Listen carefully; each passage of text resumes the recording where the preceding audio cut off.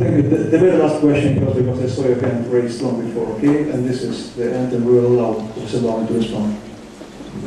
I have a very simple question. You were talking about how relationships between people are getting weaker and weaker, but how relationships between people are getting weaker and weaker. But it seems to me that the number of relationships that people have is increasing. We meet much more people than before. Don't you think that this compensates for this weakness somehow? Thank you.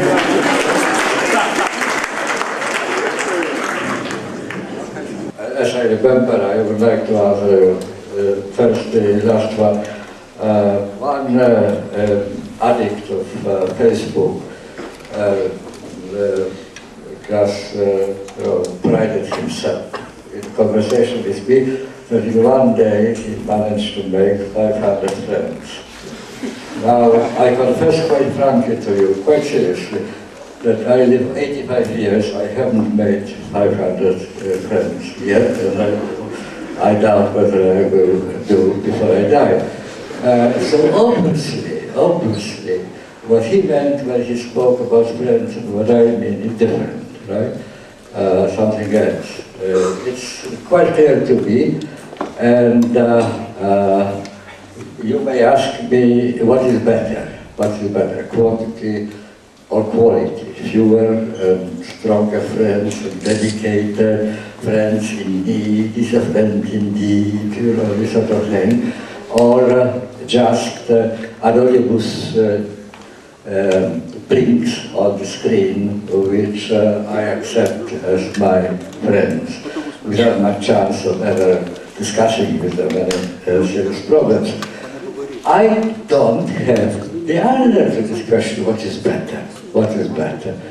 Look, ladies and gentlemen, I'm a bit obsessively that I'm old, but you see it yourself, I don't have to remind you. I went through very many different settings, social settings.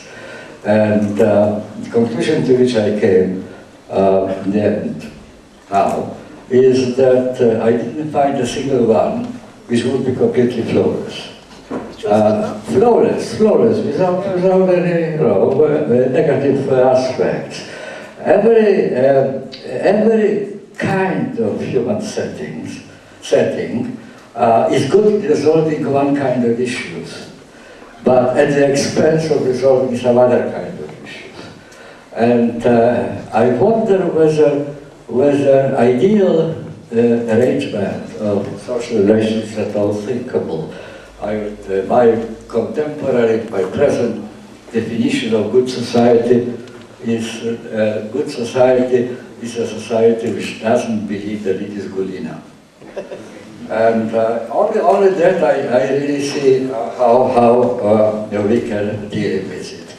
Each period has its fears, its anxieties, its nightmares.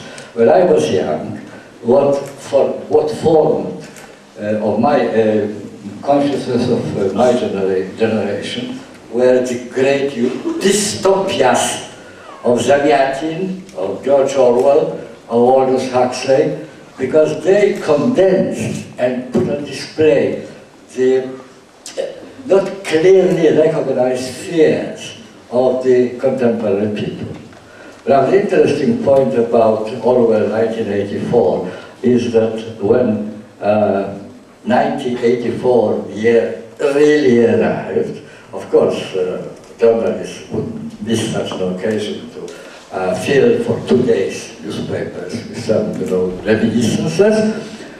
But after these 2 days, ritual 2 days, it completely again disappeared from public consciousness. I think it sold perhaps a few thousands of extra copies in the bookshops.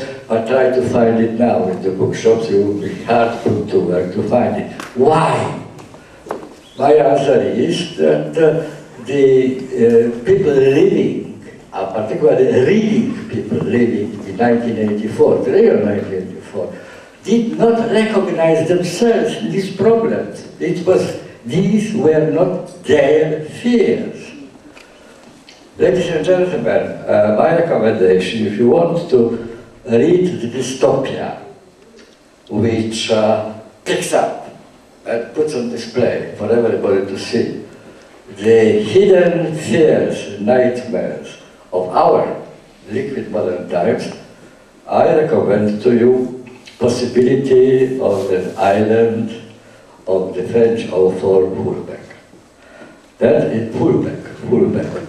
That is, ladies and gentlemen, dystopia, which is at the level of Orwell, Huxley, and Zygmunt, only with the difference that it lays naked the horrors which may follow if the contemporary trends continue as they are.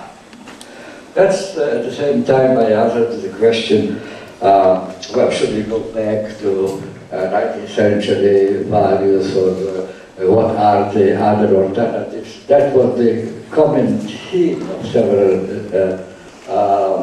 questions here.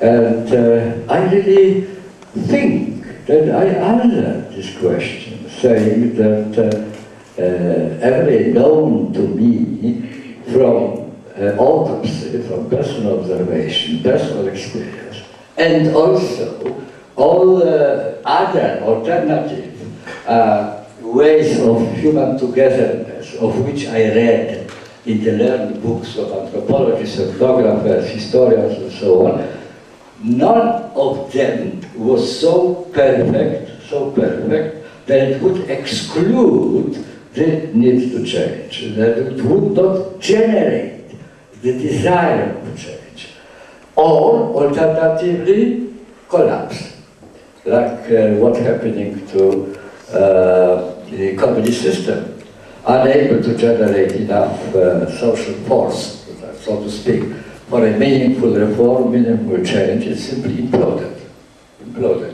It stopped being able to function. And that leads me to the first question, why did I mention Karl Marx? You rightly observed that because I spoke about explosive elements within contemporary society, so Marx was obviously the first who actually thought about society being torn apart by contradictions, internal contradictions, and therefore being potentially explosive. As far as my own view of the issue is concerned, I think that the forms of exploitation which Marx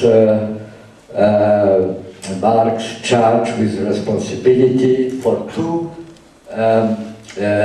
vices of capitalist system. One was the wastefulness, and the other was injustice. One was the argument from the point of view of reason, the other from the point of view of morality. Now, that cannot be the way in which Marx specified answer to these questions cannot be restated today. They should be revised. To start with, Marx visualized the future of capitalist Europe, because he spoke mostly about developments in Europe, as a huge factory in which everybody will be working, employed there.